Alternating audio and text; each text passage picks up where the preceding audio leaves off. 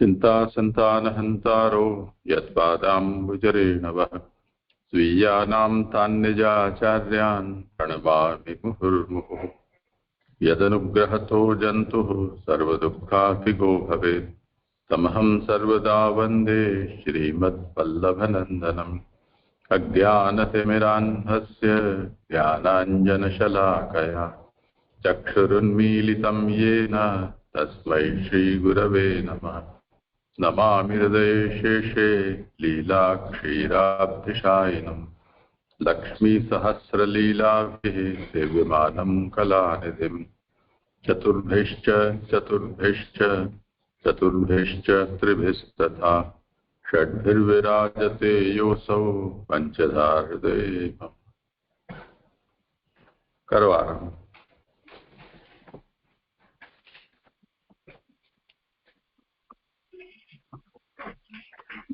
दंडवत प्रणाम। जय जय। आज मेरा क्रम आनंद रूप श्री हरि की लीला वही श्रीमद् भागवत शास्त्र को अर्थ है। यहाँ कुल 12 स्कंद है।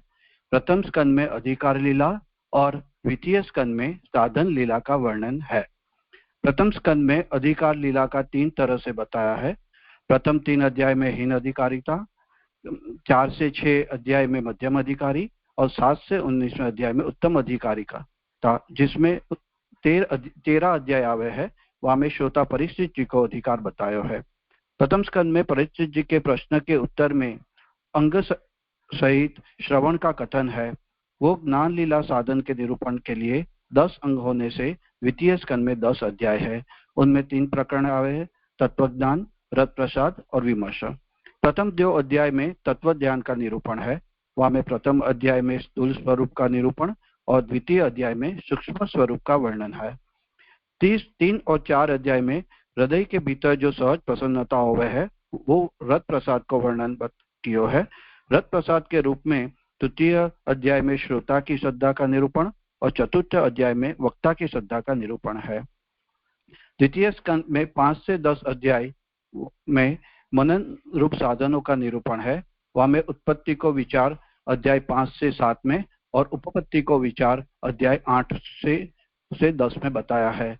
उत्पत्ति के विमर्श के प्रकरण के अंतर्गत 5वें अध्याय में जो 14 लोक है उसकी रचना के हेतु महद, अहंकार, 5 तन्मात्रा, 5 ज्ञानेन्द्रिय, 5 कर्मेंद्रिय, 5 महाभूत जो ब्रह्मांड की उत्पत्ति के कारणभूत तत्व का निरूपण है, जो हमने जे का जो पढ़ा था उसमें से लियो है। उत्पत्ति के विमर्श के प्रकरण के अंतर्गत 6ठे अध्याय में जीवात्मा के लिए भगवत भजन ही सर्व फलों का साधक होता है, वो बताया है। उत्पत्ति के विमर्श प्रकरण के अंतर्गत 7वें अध्याय में भगवान के मूल स्वरूप के भजन सिद्ध हो पाए तद अर्थ भगवान के देश काल दोनों में अपरिच्छिन्न होने का कारण और भगवान का प्रागट्य रूप का वर्णन है। यह उत्पत्ति के 3 प्रकरण के निरूपण बाद उपपत्ति का मनन के 3 अंग बताए हैं। उसमें 8वें अध्याय में आशंका गर्भित प्रश्नों है, 9वें अध्याय में वाको उत्तर और 10वें अध्याय में फल को निरूपण है। अध्याय 8 जो अभी हमारा जो चल रहा है वहां में परिशिष्ट के आक्षेप गर्भित प्रश्न किए हैं। वहां श्लोक 1 में बताया कि आगे जो हमने श्रवण हुआ है वो उसको विस्तार हो तो ज्यादा आनंद आएगा। वो हेतु से ब्रह्मा जी की प्रेरणा करने पर नारद जी ने जिस चीज आगे भगवत गुण जो प्रकार से कहे हैं वो कहो। तब वो पूछते हैं यह सुनकर आप क्या करोगे? तो श्लोक 2 और 3 में कहते हैं श्रवण करने से सर्वात्मा भगवान श्री कृष्ण में मन लगाकर शरीर का त्याग करूं।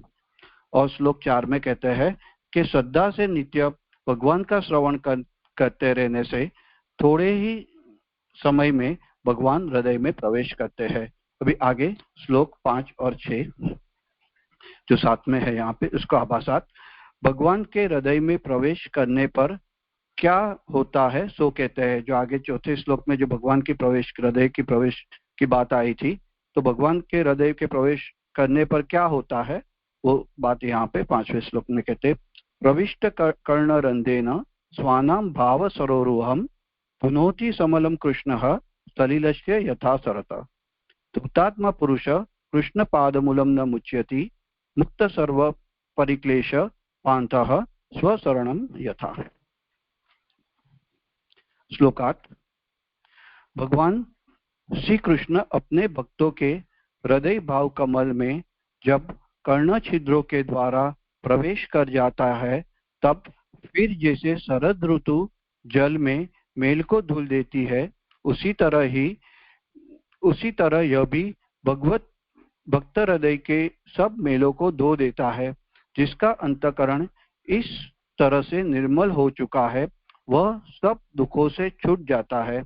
अतएव फिर श्री कृष्ण के चरणारविंदों का आश्रय कभी नहीं छोड़ता। जैसे परदेश में दुखी होकर आया हुआ राहगीर अपने घर को छोड़ता नहीं है। अभी व्याख्यात प्रविष्ट इति से समझाते हैं। कीर्तन भक्ति में कीर्तन करते समय अपना और दूसरों का श्रवण भी होता है। जब हम कीर्तन करते हैं तो एक कीर्तन करता है, दूसरा वो सुनता है, तो उसका श्रवण भी होता है। अतएव श्रवण इंद्रियों के द्वारा भगवान प्रवेश करते हैं। यहाँ कहा है कि श्रवण इंद्रिय द्वारा भगवान प्रविष्ट करते हैं। यद्यपि जो चौथे श्लोक में बात जो आई थी, पूर्व में तो इससे था श्रवण कीर्तन स्मरण तीनों को भगवान को प्रवेश का द्वार कहा, तो यहाँ केवल कर्ण को ही प्रवेश द्वार क्यों कहा? तो यहाँ शंका इससे उठा रहे, यहाँ आपने श्रवण इंद्रियों को ही भगवान का प्रवेश का द्वार बताया। पहले तो श्रवण कीर्तन स्मरण तीनों को प्रवेश का द्वार बताया था, तो यहाँ कर्ण को ही प्रवेश का द्वार क्यों बताया? यह प्रश्न हो सकता है। तथापि कीर्तन श्रवण और स्मरण तीनों में श्रवण की अनुवृत्ति रही है, तो उसका उत्तर दे रहे हैं। कीर्तन श्रवण और स्मरण में आप देखें तो श्रवण की अनुवृत्ति रही है। श्रवण के बाद ही कीर्तन करते हैं, और जो श्रवण और कीर्तन किया उसको हम स्मरण करते हैं। और कीर्तन में भगवत गुणों के निर्गमन उसमें मुख्य कारण होता है, और अन्य में तो द्वार ही नहीं है। इसलिए सर्व सहायक होने से श्रवण को आशय में रख के कर्ण रंधेन कहा है। ऐसे समझा रहे कि जो जब कीर्तन करते तो मुख ही है, जो मुख से निर्गमन माने जो बाहर निकलता है, तो वो उसका द्वार है, और अंदर और कोई इंद्रियों में तो द्वार ही नहीं है। एक जो कर्ण है, तो कर्ण से ही भगवान प्रविष्ट होते हैं, और इंद्रियों में तो द्वार ही नहीं है। तो इसलिए सर्व सहायक होने से श्रवण को ही कर्ण रंधेना कहा। तो ये जो प्रश्न किया था उसका उत्तर यहाँ पे आया। प्रवेश में सुगमता दिखाने के लिए रंध्र छिद्र कहा है। कर्ण रंध्रेण जो शब्द है उसमें रंध्र शब्द है, उसको छिद्र कहा है। भगवत शरण अति सावधान होकर करना उचित है, इसलिए रंध्रेण एक वचन कहा, क्योंकि लोक में देखा है कि सावधान होकर सुनने में एक ही कर्णपुट का व्यापार रखा जाता है। ऐसे समय दोनों कानों की श्रोतेंद्रिय एक मुख हो जाती है। ऐसे कहते हैं कि कर्ण के छिद्र तो यहाँ पे दो है, परंतु वो कर्णेंद्रिय इंद्रिय तो एक ही है। जब हम सुनने का कुछ भी प्रयास करें तब वहाँ पे इंद्रियों की एकाग्रता एक तरफ हो जावे, तो वो जो इंद्रियों की एकाग्रता है वही यहाँ पे श्रवण की बात कहते हैं। जैसे अजामिला कर्णन वद बिंदुपान, तो वहां पे भी कर्ण ही यूज किया, एक ही कर्ण की बात कहती है। माने जब भी कभी हम जे के प्रवचन में भी जे के अभी आप ध्यान से सुनो, तो ध्यान से सुनने को माने हमारा पूरी सब इंद्रिय वहां पे एकाग्र हो जावे। तो इसके लिए यहाँ पे ऐसे कहते हैं कि इसलिए यहाँ पे एक वचन कहा है। ऐसे समय जैसे समय दोनों कानों की श्रोतेंद्रिय एक मुख हो जाती है, माने पूरी मूड एकाग्रता की बात करते हैं।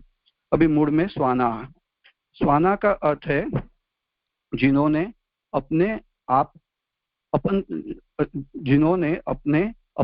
अपने को भगवान में अर्पण कर दिया है, माने मूड में कृत आत्मनिवेदनाम, वो जो अधिकारी है उसकी बात कर रहे हैं।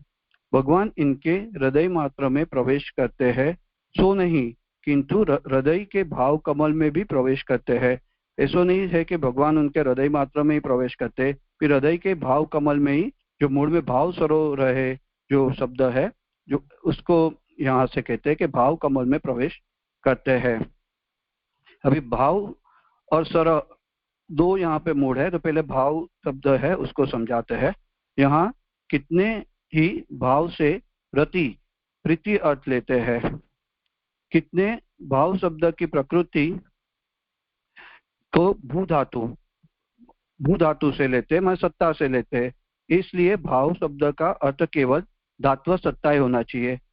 कोई भाव से अर्थ का भाव को अर्थ प्रीति लेते हैं, कोई भाव को अर्थ धात्वत माने सत्ता लेते हैं, पर वास्तव में तो कभी जिसका न्यास नहीं होता वह कारण रूप सच्चिदानंद अक्षर ब्रह्म ही भाव शब्द से लिया गया है।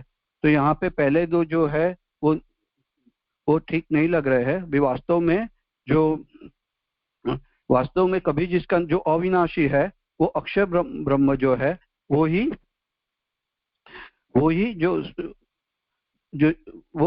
जो कारण रूप सच्चिदानंद अक्षर ब्रह्म ही भाव से शब्द से लिया गया है। वो क्या है वो बताते हैं। जैसे द्वितीय पुरुष विशुद्ध 2:8-39 में जो आगे विशुद्ध ब्रह्म की बात की थी हमने, जो विशुद्ध है वो ही केवल ज्ञान साधु अवस्थित सत्यपूर्ण, ये जो हमने लक्षण देते थे वही यहाँ पे ये कह रहे हैं कि यह पुरुष अपना निरंतर श्रवण होने से साधक का हृदय हो जाता है।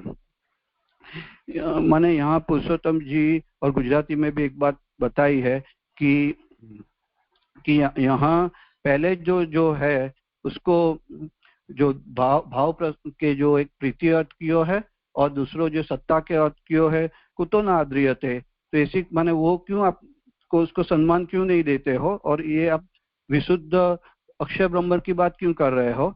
तो यहाँ इससे समझा रहे हैं कि अब शब्द ज्ञान धारण है अयोगोलक वनी न्याय न हृदय उप सैव जात इति, माने जो शब्द ज्ञान की धारणा से और अयोगोलक वनी न्याय से जो बात की थी ना कि निरंतर श्रवण न हृदय रूप जात इति, तो दो निरंतर श्रवण से वो हृदय हो जाता है। माने इसे अयोगोलक न्याय माने जो गोलक है वो बहुत ठंडा है और जो ध्वनि जो आग है वो बहुत वनी से बहुत वो गर्म है कि जब भी आग वो जो गोला जब आग में रखते हैं तो गोला आग का गोला बन जाते हैं, बाद में दोनों अलग अलग नहीं कर सकते हैं।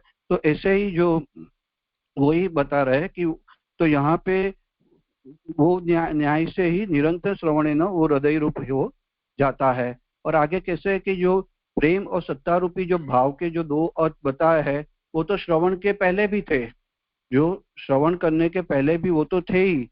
तो यहाँ आगे तो कमल रूप की बात कर रहे हैं, माने प्रविष्ट की बात कर रहे हैं।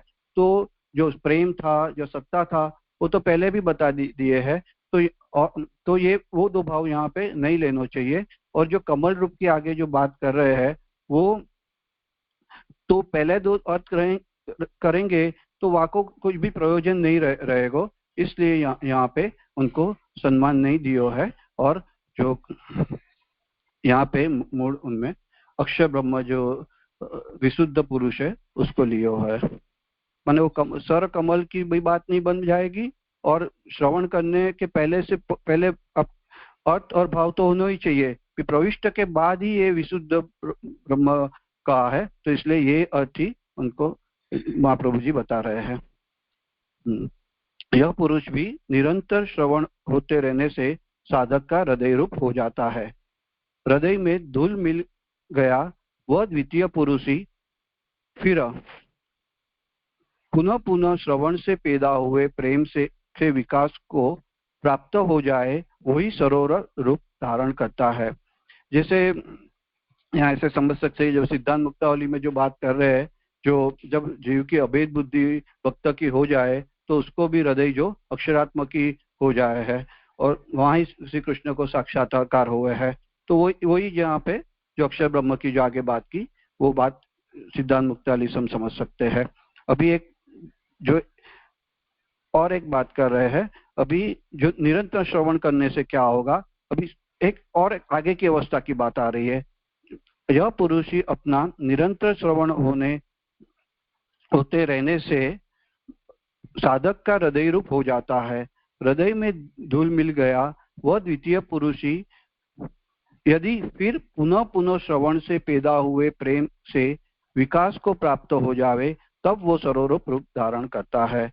माने पुनः पुनः जो श्रवण से जो उसमें प्रेम के विकास को प्राप्त हुए, तो वो भाव सरोह, तो वो सरोरूप रूप धारण करता है। भाव सर जो मूल में बताया है, वो ऐसी अवस्था है मनन स्मरण आदि सहयोगिनी प्रेम रूपा साधन भक्ति यदि सवट संपुट में रखती हुई बीज बन जाए और प्रेम से सिंचा हुआ हृदय जो पहले से वर्तमान में है ही, तो दोनों को सहयोग से उस समय उसकी बीज की वृद्धि होने पे भाव ही सरोरूप कमल हो जाता है। यह भाव सरोरूप वो भगवान की गुरु और सिंहासन है। ऐसे कर रहे, जो निरंतर हम जब श्रवण करते हैं तो वो हृदय रूप हो जाता है, और श्रवण पैदा होने से वहां पे प्रेम को विकास हो जाता है, और वो सरोरूप रूप धारण करता है। जब वो भक्ति से जब विकसित हो जाता है तो वो सरोरूप हो जाते हैं। माने एक साधन भक्ति की बात कही है, जो साधन भक्ति जो है वो बीज रूप है, और वहां से जो जैसे बताई साधन भक्ति जो है वो जो साधन भक्ति यदि सवर संपुट में रखती जाए, माने साधन भक्ति वो बीज है, और प्रेम से सिंचा हुआ हृदय माने प्रेम से वो जो सिंचे तब वो कमल रूप हो जाती है। माने नवधा भक्ति से प्रेम लक्षणा भक्ति की बात कर रहे हैं। भक्ति संजायते भक्ति की जो हमने सेवा कौमुदी में जो बात की थी, वही यहाँ पे बात आ रही है कि जब वो साधन भक्ति वो सरोरूप जो बीज है साधन भक्ति का, उसमें जब प्रेम से भगवत आसक्ति व्यसन सब हो जाए, तब वो उसकी एक अवस्था में वहां पे भक्ति आ जाती है। माने पुष्टि भक्ति की आ रहा है। माने ऐसे समझ सके कि यहाँ पे भक्ति रहित जो श्रवण है उसको अक्षर रूप बताया है, और जब वो इस श्रवण से वो विकसित होगा तब वो कमल रूप बन जाएगा, और ही वो भगवान का साधन है, और वही भगवान का वो अधिष्ठान है।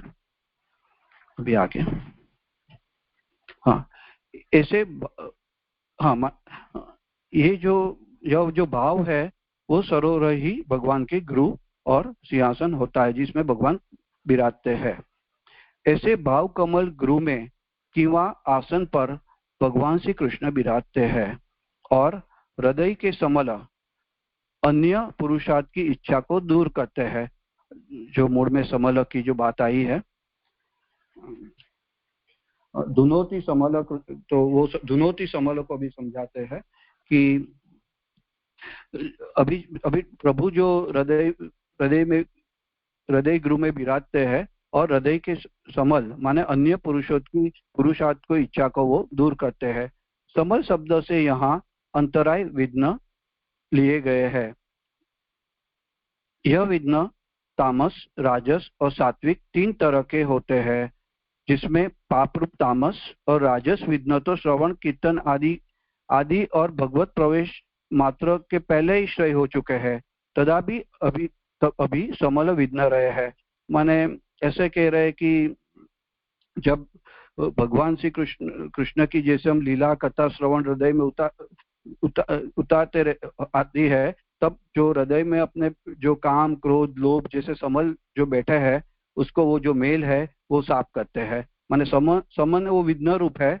विघ्न कौन से है कि मन में जो काम क्रोध लोभ जो ऐसे जो समल है, जो अंतराय है, वो सब वहां पे जैसे भगवान का कथा लीला के श्रवण से हृदय में आप पधारते हैं, और तो ये सब यहाँ पे दूर हो जाते हैं। अभी माने कहते हैं समलम यस्मात इति समलम।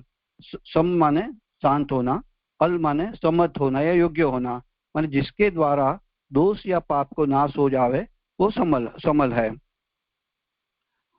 आगे सुख शांतिया अंतः पर्याप्त यस्मात् तत समलम, माने इस लोक के और परलोक के फल रूप सुख भोगों को भी स कहते हैं। माने स को मीनिंग करते हैं सुख शांतिया, माने आलोक के और परलोक के फल रूप जो सुख भोग है उसको स कहते हैं, अथवा सम आदि को भी स कह सकते हैं। किंतु केवल पुण्य ही पुण्य से लौकिक सुख भोग हो नहीं सकते, उस सुख भोग में कुछ तो पाप भी रहता है। माने ऐसे कहते हैं कि आप मानो कि कुछ पुण्य कर रहे हो तो वो पुण्य में कुछ ना कुछ तो पाप वहां पे जो सुख पुण्य करने से जो सुख भोग होता है वहाँ कुछ ना कुछ पाप तो रहता ही है। माने इससे समझ सके कि हम यज्ञ वगैरह या पुण्य करे हैं तो वहां पे जो पाप रूपी की प्राणी की हत्या या कुछ भी ऐसे पाप ऐसे कुछ हो सकता है। या जैसे हम तप करें तो तप में भी कहाँ ना कहाँ तो वो तप तो पुण्य है, कि वहाँ पे कुछ ना कुछ इंद्रियों के प्रति वहाँ पे इंद्रिय को भी दुख होता है। तो वही तो यही के सुख के साथ वहाँ पे कुछ ना कुछ तो ऐसा पुण्य के साथ तो पाप रहते ही है। माने हर जो सुख भोग के साथ पाप रहता ही है। और वो पाप जब जो पाप रूपी विघ्न जब तक दूर नहीं होए तब तो वैराग्य तब तक नहीं होता है, वो यहाँ पे समझा रहे हैं। अब ये जो शास्त्र के जो सिद्धांत है ये अनुवादक ने अपने तरफ से लिए है। उभयमपि लक्ष्य चोदनायाम धर्मो अधर्मश्च, ये एक बताया है। ये मीमांसा सूत्र को वचन है। यहाँ उभय अपि लक्ष्य, क्या उभय में दो क्या लक्ष्य दिख रहे हैं कि धर्म और अधर्म दोनों, माने वैदिक आज्ञा या प्रेरणा से धर्म और अधर्म उभय दोनों का ज्ञान होता है। माने पाप और पुण्य दोनों साथ में ही रहते हैं। और एक बताते हैं, सत्य आदिशु मी नहीं है, पी है। सत्य आदिशु अपि व्यवहारस्य सन्निपातत्वात् कापट्यतम सर्वत्र विहित निषेधात् कापट्यम। ये बात जो सुबोधिनी में महाप्रभु जी की पंक्ति है में से ली हुई है, जो प्रथम अध्याय के प्रथम स्कंद के प्रथम अध्याय के जो दूसरा श्लोक है, धर्म प्रोजित्य केवत, इसमें से बात ली है। मूल के 44 पेज में है और जो हिंदी के 27वें पेज में ये बात आ रही है सब, कि इसमें यहाँ पे वो बात आ रही थी कि जब ये आचार धर्म में समान पदार्थों में भी शुद्धि और अशुद्धि का विधान माना गया है। सत्य आदि जो भी धर्म है वो व्यवहार दशा में असत्य भी उसके साथ ही मिले गए हैं, तो वो यहाँ पे कापट्य है। देखो, सत्य आदिशु अपि व्यवहारस्य सन्निपात कापट्यम, तो वहां पे वो कापट्य ही है। और सर्वत्र विहित निषेधात कापट्यम, और सर्वत्र जहाँ विहित का निषेध करते हैं वहां पर कापट्य है। और आगे महाप्रभु जी कहते हैं, परंतु जब जीव श्रवण आदि कर रहा है तो श्रवण आदि धर्मों से किसी प्रकार का कापट्य नहीं है। तो अनुवादक ने ये दो श्लोक जो पुण्य और पाप जो साथ में ही रहते हैं वो समझाने के लिए यहाँ पे महाप्रभु जी से वाक्य से बताया है। अभी आगे, नान्तरीय का पाप सहित धर्म ही लौकिक सुख भोग का साधन होता है। नान्तरीय पाप माने जहाँ एक वस्तु है वो दूसरी चीज के बिना रह ही नहीं सकती है, उसको नान्तरीय का कहते हैं। नान्तरीय का पाप सहित धर्म ही लौकिक सुख भोग का साधन होता है। इससे पुण्यकर्ताओं को लौकिक सुख भोगों के मिले जाने पर मूल में पाप छिपा हुआ रहने से कभी शांति और भोग से वैराग्य नहीं हो पाता। इस पुण्यांत पाती पाप सुख समल विघ्नों को भगवान ही दूर करते हैं। धुनोती समल से, अभी जो धुनोती शब्द का आचार्य चरण बता रहे, धुनोती समल है। समल क्या है कि कुछ भी जो पुण्य है उसके साथ पाप तो वहां पे छिपा हुआ ही रहता है। तो वो पाप छुपा रहने से कभी भी हमें उसमें वैराग्य नहीं हो पाता है। तो भगवान क्या करते हैं कि भगवान ये जो पाप रूप समल जो है, जो पुण्य के साथ पाप भी छुपा हुआ है, वो समल को भी भगवान दूर करते हैं। माने अपने जो हृदय में क्रोध लोभ जो भी है सो अपना मेल भगवान वहां पे दूर करते। जो विघ्न आगे जो बताया है, जो भगवान के प्रविष्ट होने के बाद वो विघ्न भी अभी यहाँ पे नहीं रहते। धुनोती नाम माने भगवान उसको धो देते हैं। तो यहाँ एक प्रश्न हो सकता है, समलम शब्द सम आदि साधन भी ग्रहण किए जाते हैं, तो फिर सम आदि साधनों के भी चले जाने से ज्ञान नहीं हो सकेगा, और ज्ञान के अभाव में मोक्ष आदि अग्रिम कार्य की सिद्धि कैसे होगी। तो ऐसे कहते हैं कि जब आप सम आदि साधन को ग्रहण करेंगे तो उसमें से तो साधक का ज्ञान भी चला जा सकता है, और ज्ञान तो मोक्ष आदि के लिए जरूरी है, तो वो सब कार्य की सिद्धि कैसे होएगी? तो वहां पे उत्तर दे रहे हैं श्री कृष्ण, जो मूल में कृष्ण शब्द है, कृष्ण पाद मूलम, तो उसमें कृष्ण सदानंद स्वरूप भगवान श्री कृष्ण स्वयं ही जब पुरुषार्थ रूप होकर हृदय में विराजते हैं, तब ज्ञान आदि साधनों की अपेक्षा ही नहीं है। खुद भगवान ही आपके हृदय में स्वयं ही खुद पुरुषार्थ होकर आपके हृदय में विराजते हैं, तो अभी तो ज्ञान साधनों की तो अपेक्षा ही नहीं है, तो वो तो बात यहाँ पे आएगी ही नहीं है। अब यही बात जो है वो दृष्टांत से समझाते हैं। सलिलस्य यथा शरद, जो मूल में जो बात आई है श्लोक में जो है, हाँ, दुनोति समल कृष्ण सलिलस्य यथा शरद, सलिलस्य यथा शरद वो समझाते हैं। भाव भाव सरोरु जो पद में सर शब्द से जिस जल की सूचना की थी वह सलील यहाँ है। सर माने सरोवर की हमने जो बात बताई थी, वो जो सरोवर है तो जल की सूचना यहाँ पे की थी, उसको यहाँ सलिलस्य यथा शरद, उसको यहाँ पे सलील कहा गया है। यथा शरद वो एक उसका दृष्टांत है, मानो अभी सलील से समझाते हैं। वेद में सलील एको दृष्टा इत्यादि कहा है, तो यहाँ भी दृष्टांत से समझना चाहिए। जो ये उपनिषद का ये 4:3-32 में श्लोक में वहां पे बताते, सलील नाम जल, माने जैसे जल का स्वभाव भी स्वच्छ होता है, और वो ऐसे ही आत्मा भी परम शुद्ध है। और जब जीव जब सुषुप्ति अवस्था में जब रहता है तो तभी आत्मा को द्वैत नहीं दिखता है, वो ही शुद्ध चैतन्य आत्मा है। तो जो सलील को वहां पे जो जल बताया है बृहद उपनिषद में, बृहदारण्यक उपनिषद में, तो वही बात को यहाँ पे सलील से जल की बात जो यहाँ पे ली। अभी यथा शरद उसको समझाते, कहते हैं जैसे शरद ऋतु लौकिक जल को निर्मल कर देती है, किंतु वर्षा में जल निर्मल नहीं रहता, इसी तरह अंतःकरण में भरा हुआ प्रेम रूप जल भी भगवान के प्रवेश करने से निर्मल हो जाता है, और इस तरह से अंतःकरण सर्व दोष से मुक्त हो जाता है। वहाँ ऐसे कहते हैं यथा शरद ऋतु की, जैसे शरद ऋतु में जल जब निर्मल होता है, ऐसे ही भगवान जब अपने कर्ण द्वारा प्रवेश करते हैं तो अपने अंतःकरण के जो भी मेल है वो वहां से दूर हो जाते हैं। जैसे शरद ऋतु जब आती है तो जब जलाशय है, नदियां है, उसमें जो भी गंदा पानी रहता है वो स्वतः कुछ साफ करने की जरूरत नहीं है, स्वतः बिल्कुल साफ हो जाता है और निर्मल हो जाता है। ठीक ऐसे ही जो बारिश में वो नहीं होता है, बारिश में तो कचरा जम जाता है, भी यहाँ पे जो भी शरद ऋतु आने से वो स्वतः साफ हो जाता है। ऐसे ही जो भगवान के प्रवेश करने से या श्रवण और स्मरण से हृदय को भी के जो समल है उसको धुनोती, उसको भी वो साफ हो जाता है। तो यथा सलिलस्य यथा शरद से जो जल यहाँ पे ये जो दृष्टांत से ये बात हमें समझाई। इस तरह जब अंतःकरण के भी दोषों से मुक्त हो जाता है, तब निरोग पुरुष श्री कृष्ण के चरणों का परित्याग नहीं करता। अभी जो दूसरा जो श्लोक है, अभी धूतात्मा, एक सेकंड, हाँ, धूतात्मा पुरुष कृष्ण पादमूलम न मुच्यति, वो बात अभी आ रही है। तब इस तरह अभी जीव जब का अंतःकरण से सर्वदोष मुक्त हो गया, अब वो जो निरोग पुरुष है, जो धूतात्मा जो मूल में बताया, वही इसकी बात आ रही है। श्री कृष्ण के चरणों का परित्याग नहीं करता। हाँ, निरोग पुरुष सदानंद को त्याग नहीं कर सकता।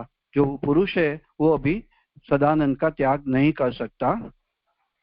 श्री कृष्ण सदानंद का ग्राहक तो निरोग हुआ आत्मा ही है, ऐसे एक भूख ही अन्न का ग्रहण करने वाली हो सकती है, अन्य नहीं। माने श्री कृष्ण सदानंद का जिसने ग्रहण किया है वो जो निरोग हुआ आत्मा है, जैसे भूख भी अन्न का ग्रहण करने वाली हो सकती है और कुछ भी नहीं, वो इसमें ये तरफ से समझाते हैं। इसलिए भगवान ने अंतकरण का नाम आत्मा भी रखा है। अभी ये मूल ऐसे कहते हैं कि ये जो धृतात्मा जो आगे जो पद है उसको ज्यादा स्पष्ट कर रहे हैं महाप्रभु जी, कि जब प्रभु प्रवेश करते हैं तब अंतकरण अपना शुद्ध हो जाता है।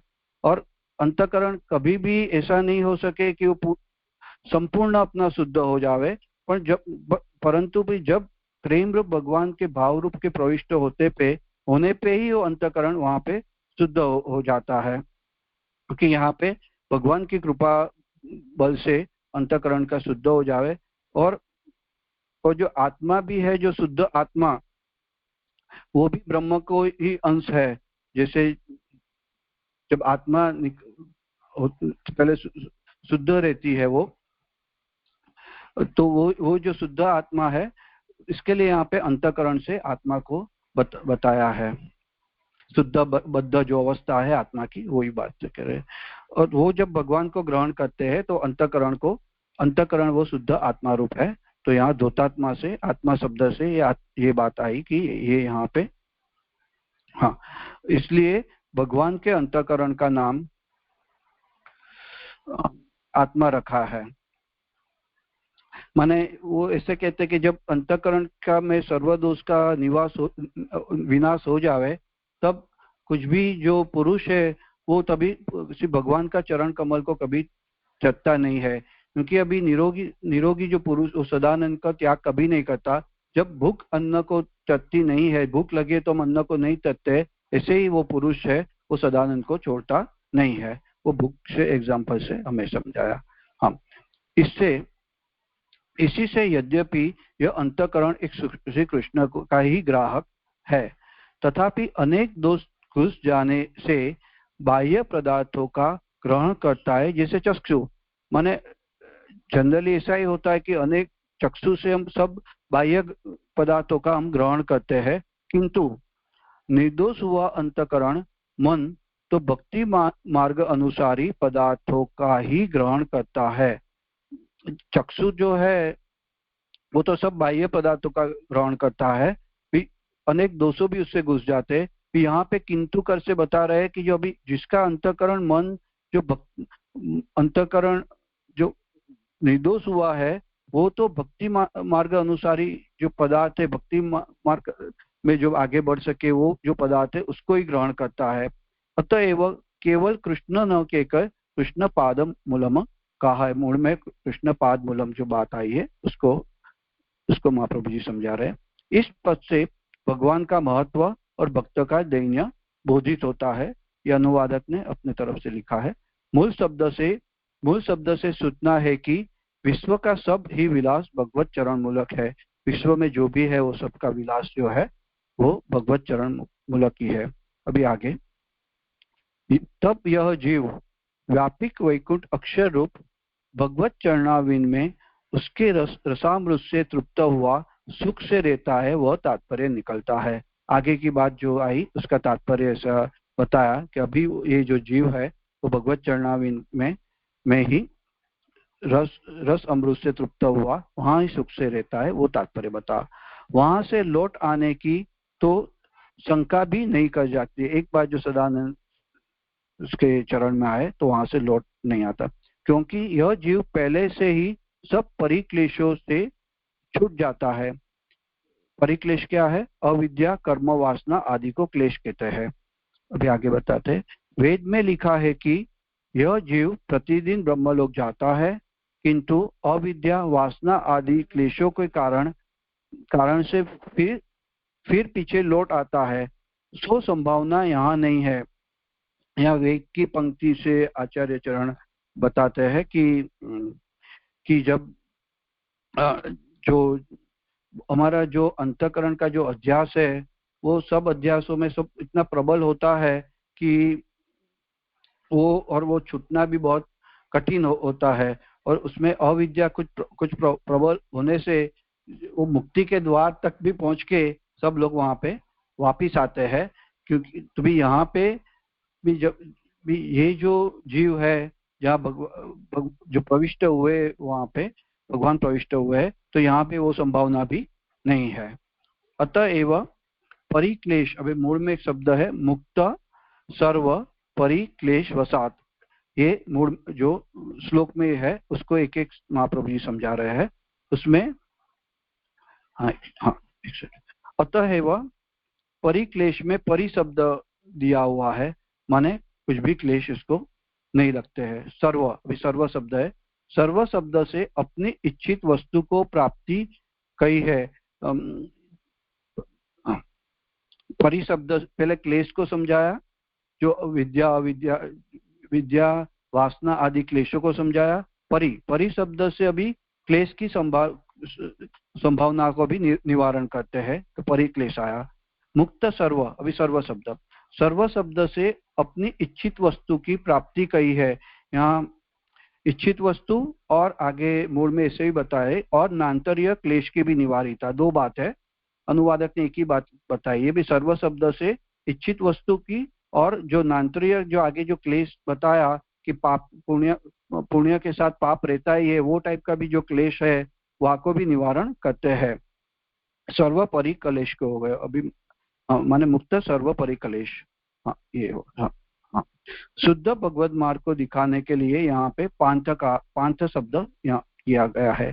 शरण शब्द, अभी स्वशरण जो बात की है श्लोक में, उसमें दो बात आए, स्व और शरण। स्व नामक खुद का घर, शरण माने घर। अभी शरण शब्द का गृह अर्थ क्या है?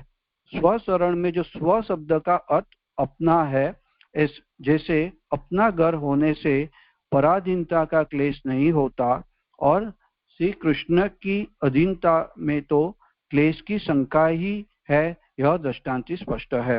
माने ऐसे समझाते से, जैसे कोई मुसाफिर है, वो जब बाहर जाता है तभी उसको क्लेश होता है, फिर जब अपने घर में आता है तभी उसको क्लेश नहीं होता है। तो ऐसे ही जब जीव भी भगवान का अंश है और जब भी कृष्ण के अधीनता में आता है तो वहां पे क्लेश की शंका, तो क्लेश की जो आगे शंका है वो भी यहाँ पे नहीं है। माने भगवान को जो भी अनित रहने से क्लेश जो तो क्लेश थतो होने की शंका का दृष्टांत भी यहाँ पे बताया है। यहाँ पे 5वें और 6वें श्लोक में एक बात जो महाप्रभु जी भी ये समझा रही है, यही बात मुक्ति परे कलेशवाद को, जैसे गुणे आविष्ट चित्ता नाम सर्वदा मुरे वेणीर संसार विरह क्लेश न स्यात हरिव सुखम। माने एक बार भगवत गुण को हृदय में आविष्ट हो जावे तो चित्त में संसार विरह जनित क्लेश ना होवे। यही जो यहाँ पे स्वशरण से कि मुसाफिर अपने घर में आते हैं तो पहले वो पराधीन थे, अभी अपने घर माने स्व के घर में स्व के अधीन हो गए। ऐसे ही भगवान श्री कृष्ण के स्व अधीन होने पे ऐसे कुछ क्लेश भी नहीं होता है। जी यहाँ 5वें और 6वें श्लोक की विवेचना। हाँ, कुछ हो विचार नहीं। जय दंडित प्रणाम जय। यहाँ पे जो लिखा है, वेद में लिखा है कि वह जीव प्रतिदिन भूलों में जाता है, तो जीव से क्या आत्मा लेने क्या लेने के जय, और ये प्रसंग कहाँ आया है? करो समझ। भी प्रसंग वेद में कहाँ आया है तो मुझे नहीं मालूम है, यहाँ पे मैं कुछ देखूं, यहाँ पे मूल में बताया है तो अभी ये इतना ही बताता कि जो जीव जो है, माने ऐसे यहाँ कहने को मतलब ऐसे कि अपनी अविद्या और कर्म वासना रूपी हमें क्लेश होता है, और जब भगवान प्रविष्ट होते हैं तभी ये क्लेश भी नहीं रहता है। जो जीव है वो ब्रह्मलोक में जाता है भी, जो अविद्या और वासना, ये बात थोड़ी इतना थोड़ा स्मरण है इसमें कि संन्यास निर्णय में भी ये बात कुछ आ रही है ऐसे ही कि जीव वहां ब्रह्मलोक से वापिस आता है, क्योंकि उसको जो अविद्या वासना आदि क्लेशों के कारण वो वापिस लौट भी आता है भी। यहाँ पे वो संभावना नहीं है। जो क्लेश जो आगे अविद्या कर्म वासना की जो बात की है, जो भगवान प्रविष्ट होते हैं, तो यहाँ पे ये संभावना नहीं है। मुझे पंक्ति कहाँ की है वेद में कहाँ पे ली वो मुझे नहीं मालूम।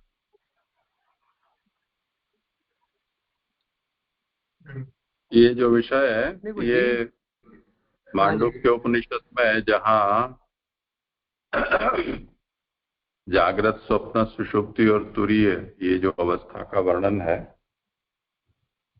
वहां ये बात कही गई है कि जिस समय गाढ़ सुषुप्ति में आत्मा होती है तो वो करीब करीब ऐसी अवस्था है जैसे कि मुक्त आत्मा की अवस्था होती है।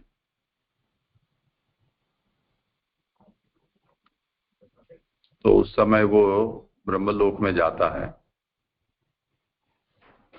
यानी ब्रह्मलोक में जाने के समान उसकी वो अवस्था हो जाती है, पर फिर से अंतःकरण उसके साथ लगा हुआ है, इसलिए अविद्या वासना आदि उसके साथ ही होते हैं। तो जैसे ही वो अवस्था समाप्त होती है सो ही वो फिर से संसार में आ जाता है। हाँ, और कुछ विषय? क्या जीव को आत्मा देने का जी? हाँ जी, पंक्ति जो आई ना जैसे अपने घर जैसे अपना घर होने से पराधीनता का क्लेश नहीं होता, और श्री कृष्ण की अधीनता में तो क्लेश की शंका ही है, ये दृष्टा से स्पष्ट है। शंका ही नहीं है, नहीं है।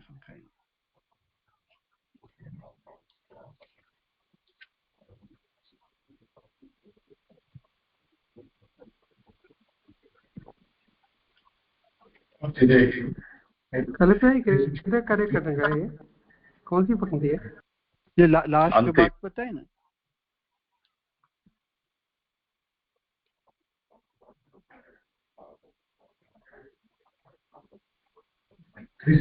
पेज पे जहाँ पे वो भू धातु का समझाते हैं, तो वहां पे ऐसा आ रहा है कि कितने ही कहते हैं कि भाव शब्द की प्रकृति भू धातु से है, इसलिए भाव शब्द का अर्थ केवल धातुर्य सत्ता से ही लेना चाहिए।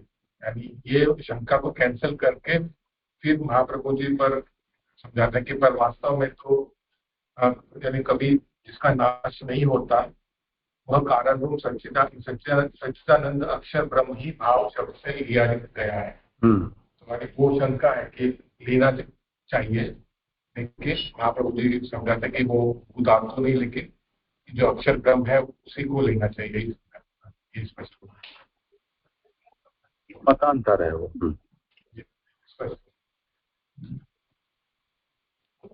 प्रणाम जी। शम आदि साधक के भी चले जाने चाहिए। शम आदि में यानी शम जो ज्ञान के लिए जो शम आदि किए जाते हैं उसकी बात होती है। शम दम परति तितिक्षा ये सब।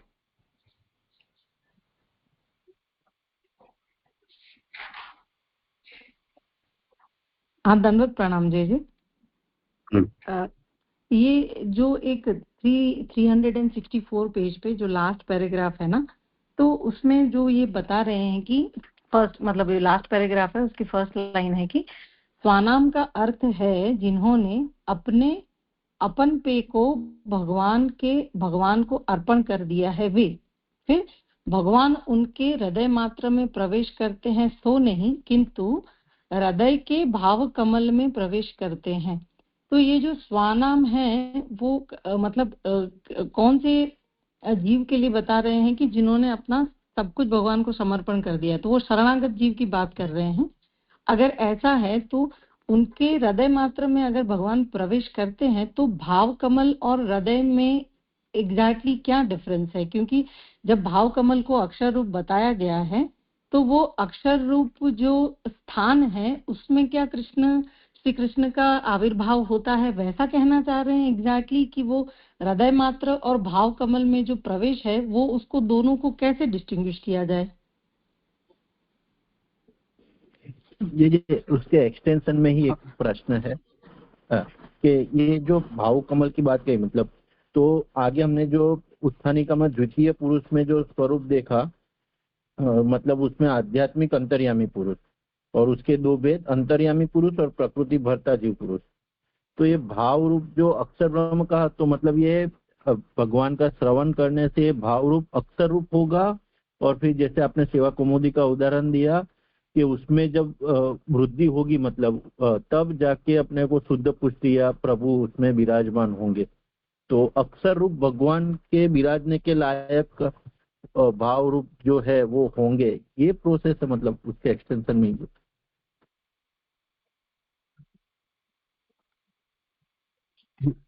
करो समाधान। जी हाँ, मूल में जो पहले जो प्रश्न थे स्वानाम, स्वानाम का मूल अर्थ कर रहे कृत आत्मनिवेदनाम, जिसने अपने आप को भगवान में अर्पण किया है। भगवान उसके हृदय मात्र में प्रवेश करते हैं। तो यहाँ आपने पूछा कि हृदय मात्र और भाव कमल दोनों अलग अलग बात है। तो यहाँ पे जो पहले तो यहाँ वही अलग अलग बात है कि यहाँ पे हृदय मात्र में प्रवेश करते हैं सो नहीं, किंतु हृदय भाव कमल में प्रवेश करते हैं। कि मूल में शब्द है भाव सरह आरु है, उसको मीनिंग करते हैं भाव कमल। अभी ये दोनों में क्या अंतर है?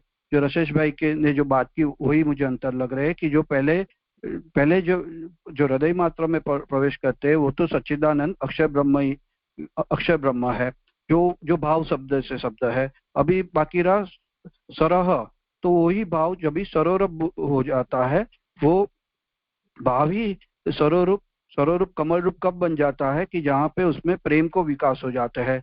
देखो, हृदय में धूल मिल गया वह अद्वितीय पुरुष यदि पुनः पुनः श्रवण से पैदा हुए प्रेम से विकास को प्राप्त हो जावे तब सरोरूप रूप को धारण करता। माने अभी उसकी अवस्था जब भी जो अक्षर रूप जो है भाव, उसमें प्रेम की अवस्था आई और वो भाव सर बन गया, माने वो सरोरूप रूप धारण कर रहा है। माने एक साधन भक्ति है, वो श्रवण के संपुट में है, वो बीज रूपी है। उसको भक्ति रूपी प्रेम का सिंचन करने से वो अभी जो वो भगवान के विराजने का जो स्थान है वो कमल रूप बन जाता है।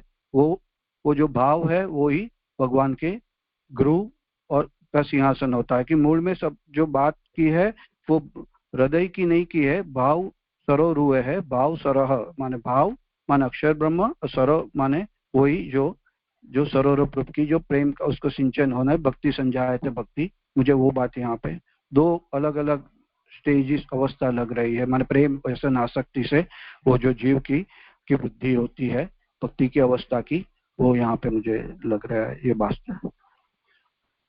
तो मतलब जो हृदय मात्रा में करते हैं वो इनिशियल स्टेज है, आप ऐसा बताना चाह रहे हैं कि वो इनिशियल स्टेज है, करेक्ट। और जो भाव कमल में प्रवेश हो रहा है जब श्री कृष्ण विराजते हैं उसमें जब आविर्भाव होता है तो वो व्यसन की अवस्था है, वैसा कहना चाह रहे हैं आप? हाँ, मैं ऐसे कहूँ सेवा कौमुदी में भी जब भी हमने दुसाई जी की भी जो बताया था उसमें भी प्रावाहिक भक्ति, मर्यादिक भक्ति और ये पुष्टि भक्ति की बात आई थी। तो ये पहले जो अक्षर ब्रह्म तक है वो मर्यादा भक्ति की बात आ रही है। बाद में जो प्रेम को वहाँ पे सिंचन हुआ है तो पुष्टि भक्ति को भाव सरोरूप माने ऐसे जलभेद में आचार्य जी ये पूर्ण भगवदीया समुद्र परिकीर्तिता माने जो पूर्ण भगवदीय समुद्र से बात करे तो यहाँ पे वो सरोवर जो है वही जो भगवदीय की है। वो ऐसे लग रहे हो मुझे यहाँ, माने चीजें और खुलासा करेंगे भी। तो अगर हम ऐसे अगर यही बात अगर हम समझना चाह रहे हैं तो फिर उसी के एक्सटेंशन में और एक चीज भी आती है कि जैसे लास्ट की 3 लाइन है उसमें श्रवण संपुट में रखती हुई बीज। तो जब ये बीज की बात हो रही है तो श्रवण जो है वो उसका बीज है, ऐसा मैं समझ रही हूँ। आप करेक्ट कीजिएगा अगर गलत है तो श्रवण उसका बीज हुआ। तो जी, तो जब बीज होता है मतलब जब बीज का रोपण हुआ है, करेक्ट, जैसे हम भी बात करते हैं कि भगवान रोपित बीज हैं पुष्टि जीव जो हैं, तो ये जो आत्मनिवेदन कर लिया और जो भगवान हृदय में प्रवेश कर दिए तो वो हमारी श्रवण रूपी बीज की प्रथम अवस्था है, करेक्ट? हाँ, माने ये जो इस अवस्था में मनन स्मरण आदि सहयोगिनी प्रेम रूपा साधन भक्ति यदि माने साधन भक्ति की बात कर रहे, माने यहाँ पे नवदा भक्ति ले श्रवण आदि नवदा भक्ति यदि भगवत श्रवण के संपुट में रखी जाए तो वो बीज बन गई। और उसमें जब प्रेम का हृदय, वो तो प्रेम तो हृदय में पहले से ही है, आत्मा रवि तो हृदय में विराज ही रही है, वर्तमान में है। तो वो दोनों मिलके वहां पे वो जो है वो जो सरोवर से ब्रिज की वृद्धि हो जाती है वो भाव है, वो भाव सरोवर श्रवण रूपी बीज है। उससे उस प्रेम पहले तो हृदय में स्थापित है, वो स्थापित प्रेम से जो हमारा श्रवण होता है, जो श्रद्धा पूर्वक श्रवण जैसे अगले श्लोक में हुआ है, तो श्रद्धा पूर्वक श्रवण जब होता है और जो आत्मनिवेदित जीव है जैसे आपने कहा, तो वो आत्मनिवेदित के हृदय में भगवान फिर प्रवेश नहीं करते हैं श्रद्धा युक्त श्रवण से, परंतु वो भाव कमल में प्रवेश करते हैं, उसके साधन बनते हैं ये स्मरण, मनन, कीर्तन, जो सहयोगी, जो प्रेम रूपा साधन भक्ति है, वो साधन भक्ति करके फिर वो भाव कमल में भगवान श्री कृष्ण का आविर्भाव होता है। सही समझ रही हूँ मैं? हाँ, सही है, राइट।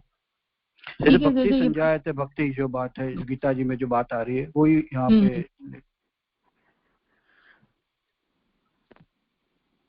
हाँ, ठीक बात है जी। ये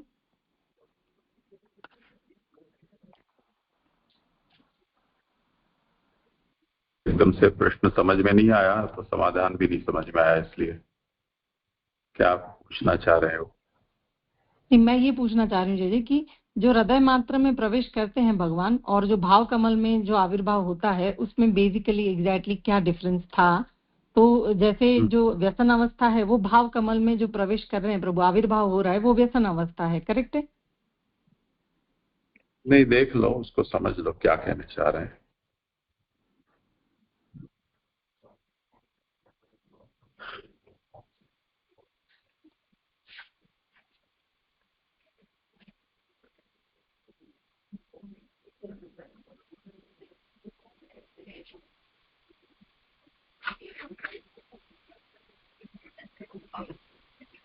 प्रविष्ट कर्णरंध्रेण स्वानाम भाव सरोरुहे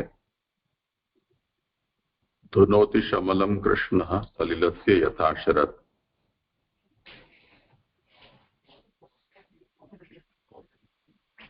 यथा शरत् सलिलस्य शमलम धुनोति। शरद जिस प्रकार से जल के शमल यानी मेल को दूर कर देता है, उस तरह से कर्णरंध्रेण प्रविष्टः स्वानाम कर्णरंध्रेण प्रविष्टः सरोरुहे कृष्णः शमलम धुनोति। कर्णरंध्र से स्वीय जनों के भाव कमल में प्रविष्ट हुए कृष्ण हृदय के मेल को दूर कर देते हैं। उसमें उदाहरण शरत और सलील का दिया है। अब यहाँ जो प्रयोग है शब्द का वो है स्वानाम। सबसे पहले भगवान कर्णरंध्र से प्रविष्ट होते हैं, प्रविष्ट होकर हृदय रूपी जो भाव कमल है उसमें विराजते हैं। उसमें स्वानाम पद से क्या अभिप्रेत है? तो कहा कि जिन्होंने आत्मनिवेदन कर दिया है, ऐसे पहरे गहरे किसी भी व्यक्ति के नहीं, क्योंकि कान तो खुले हुए हैं और कान में भगवत गुण नाम का प्रवेश तो कोई भी कुछ बोलेगा बजा देगा तो कान में तो घुस जाता है वो। तो इतने मात्र से कोई भगवान उसके हृदय कमल पर आसन जमा कर विराज जाएंगे, ऐसा नहीं होता है। पर जो आत्मनिवेदी है ऐसे भक्त को के कानों से जब भगवत गुणादि का श्रवण करेंगे तब ये प्रभाव प्रकट होगा।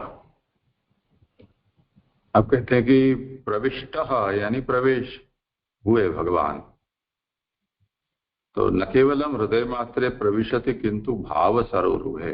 हृदय में मात्र प्रवेश कर देते हैं ऐसा नहीं है, पर भाव कमल यानी जिनका हृदय भाव कमल रूप बन चुका है,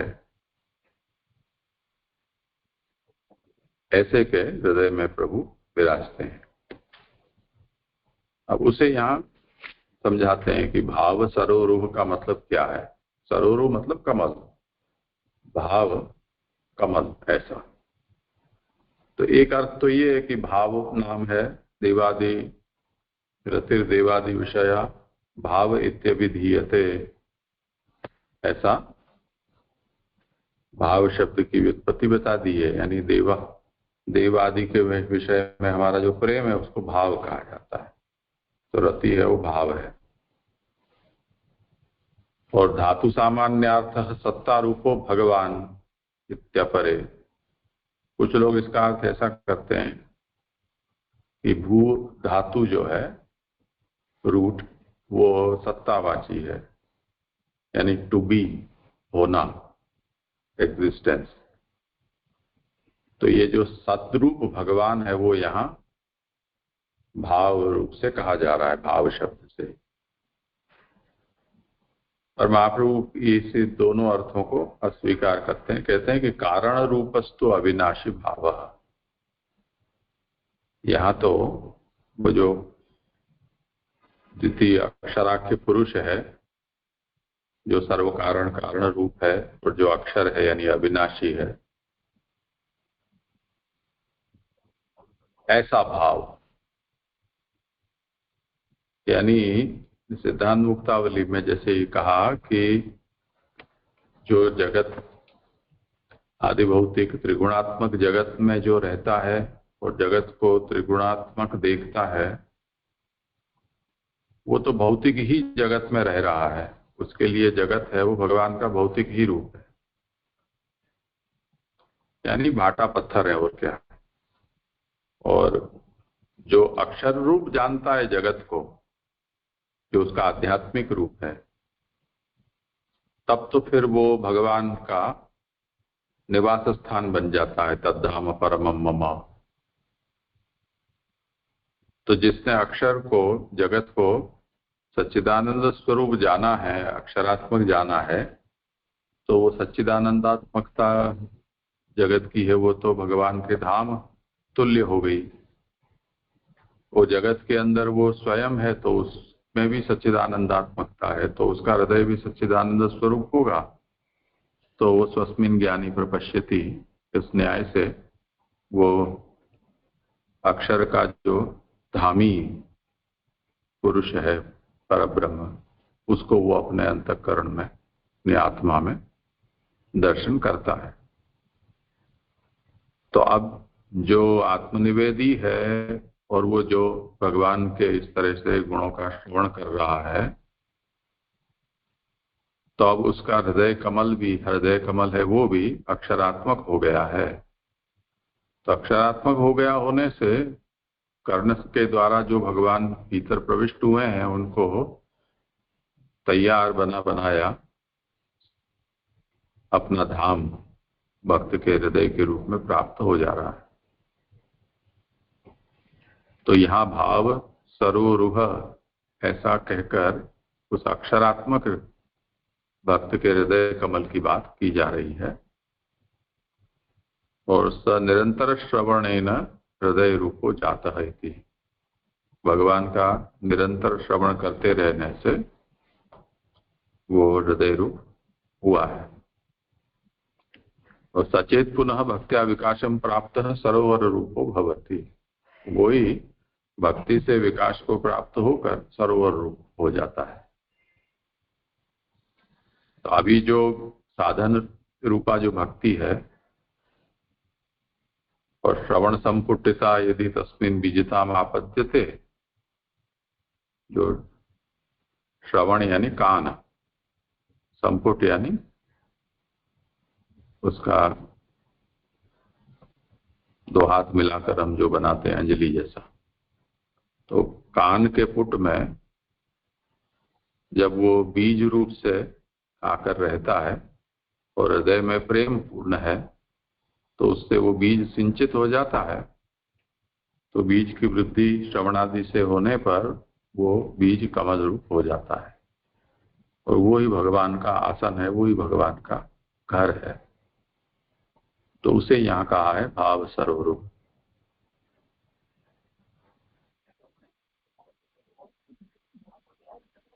हाँ दीदी, बहुत अच्छे से स्पष्ट हुआ। हाँ समझ आया दीदी, प्रणाम दीदी।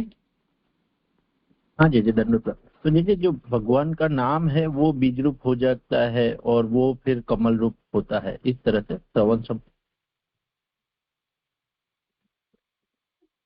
आवाज कट गई। हाँ जी धन्यवाद। तो जैसे जो भगवान का नाम है वो श्रवण संपुट में जाके बीज रूप हो जाता है, ऐसे जो कमल रूप होता है वो। हाँ हाँ, अच्छी तरह से। हाँ जी, अच्छे स्पष्ट हो गए।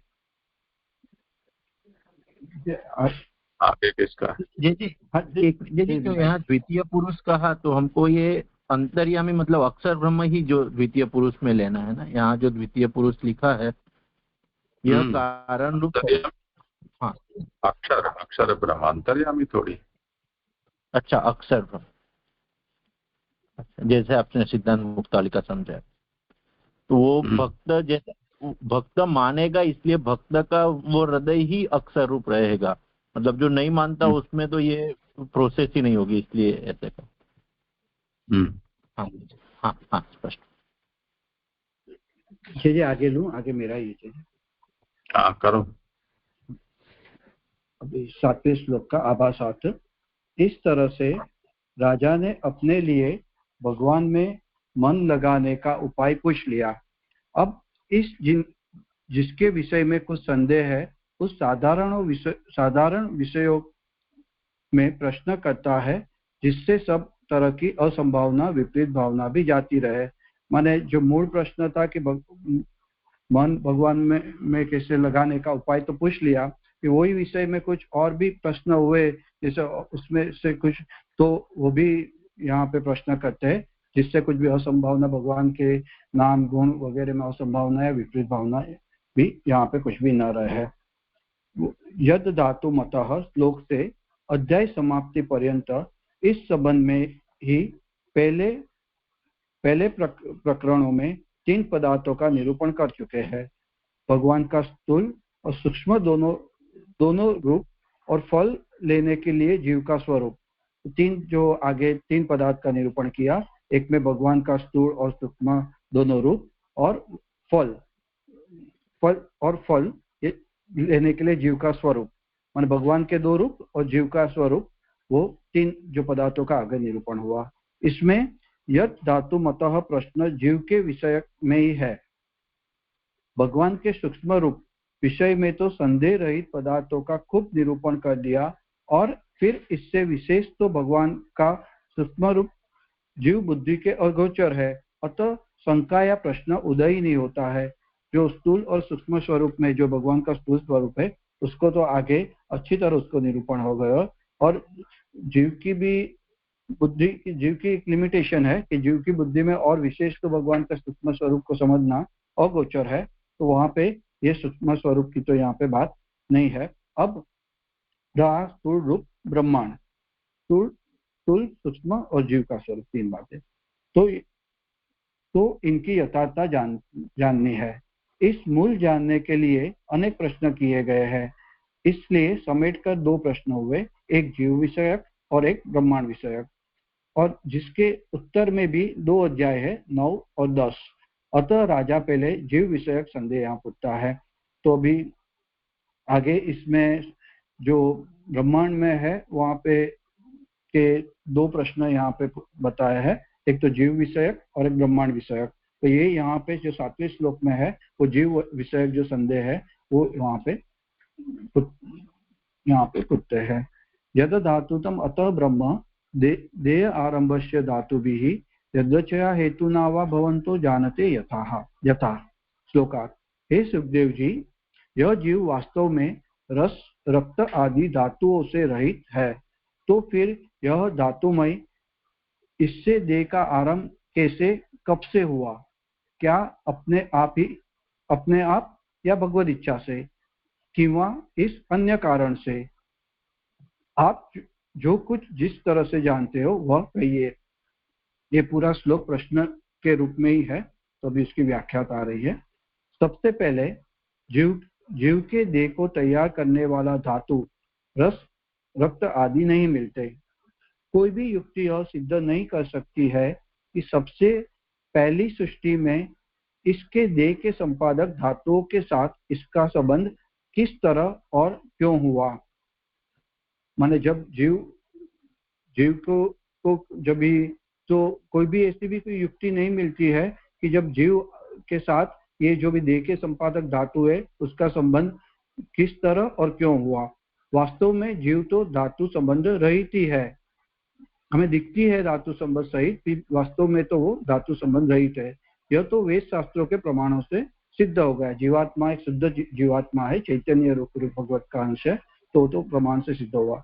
यदि कहो कि अदृष्ट अपूर्व के द्वारा इस धातुओं का साथ संबंध हुआ, वो भी ठीक नहीं है। कुछ अपूर्व के द्वारा अदृष्ट है, उसके द्वारा जो संबंध हुआ वो भी ठीक नहीं है। क्यों ठीक नहीं है? क्योंकि प्रथम सृष्टि में अदृष्ट था ही कहाँ था? प्रथम सृष्टि में अदृष्ट तो नहीं था।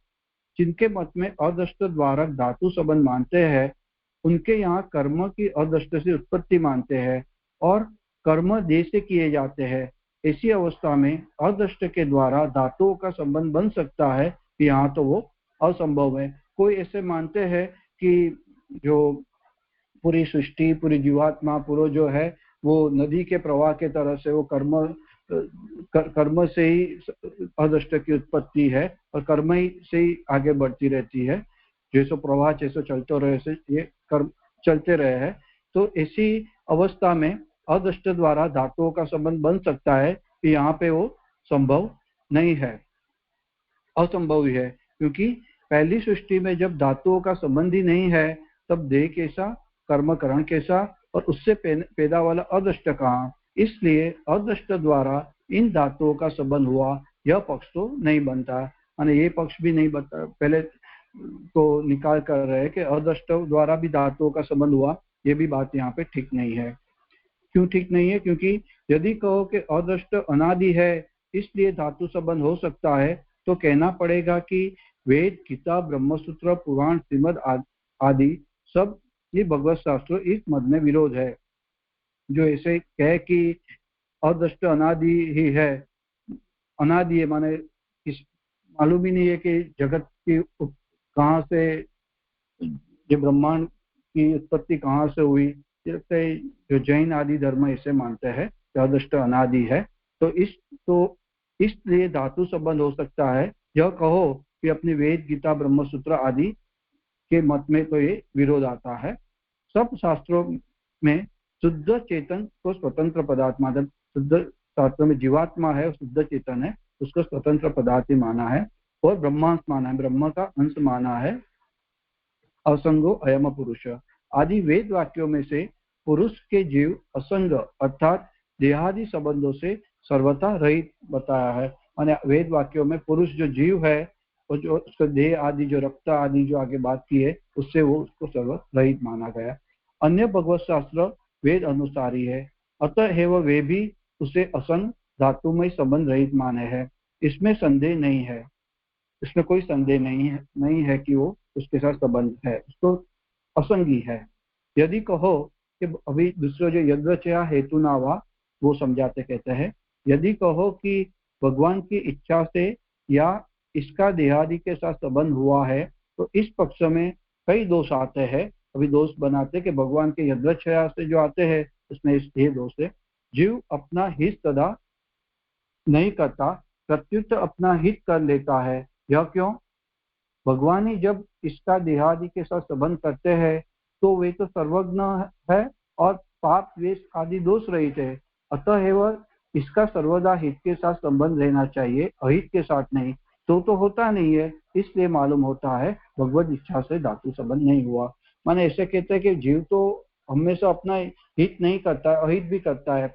और जो ऐसे हम समझे कि भगवान ही सब जीव का के साथ संबंध करते हैं, तो बाद में जीव में भगवान तो सर्वज्ञ है, तो जीव में राग द्वेष आदि नहीं होना चाहिए। माने भगवान तो सर्वज्ञ है और राग द्वेष आदि दोष रहित है, और जीव तो, और जो देह है, जीव है वो तो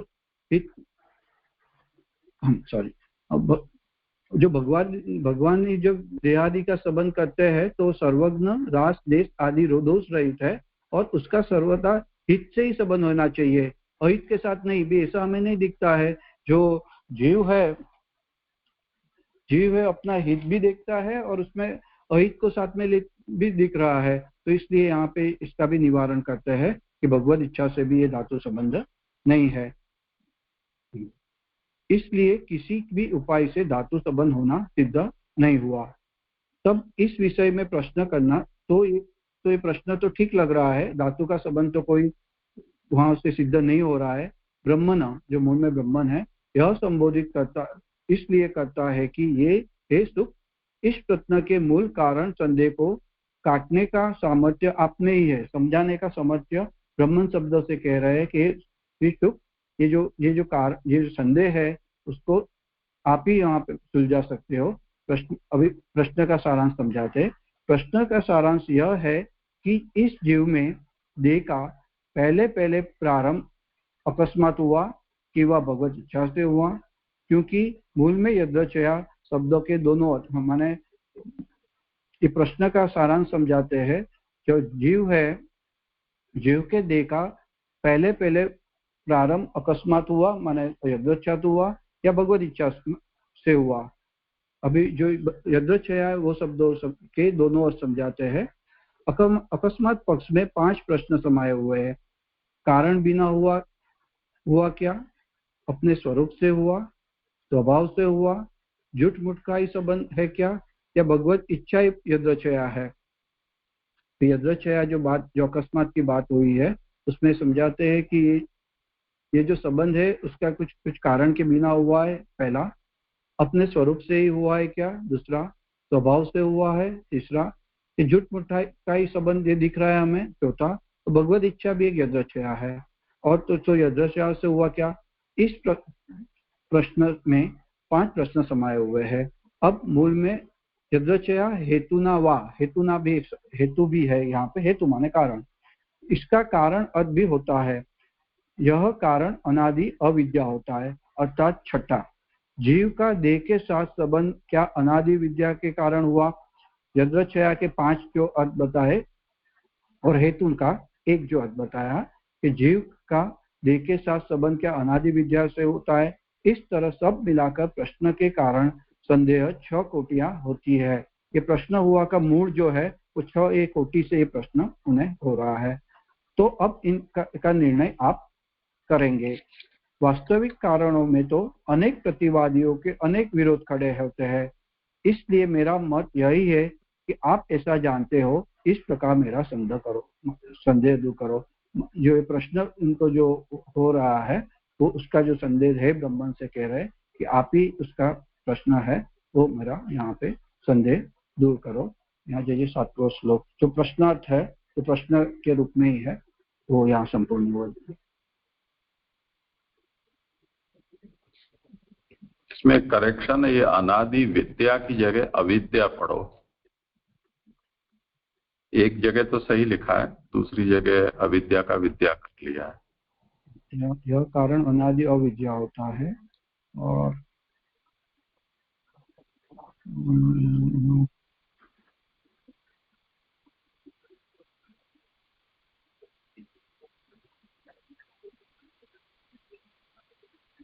जो छठा है उसमें जो जीव के देह के साथ संबंध क्या अनादि अविद्या के कारण हुआ, वहां पे अविद्या करना है। तुम 2 बार अविद्या ही तो बोल रहे हो। लिखा क्या है वहां, विद्या लिखा है या अविद्या है? यह कारण अनादि अविद्या होता है, अविद्या लिखा है। और यहाँ पे ऐसे लिखा है जीव का देह के साथ संबंध क्या अनादि विद्या के कारण हुआ, यहाँ भी अविद्या ही आए। हाँ जी।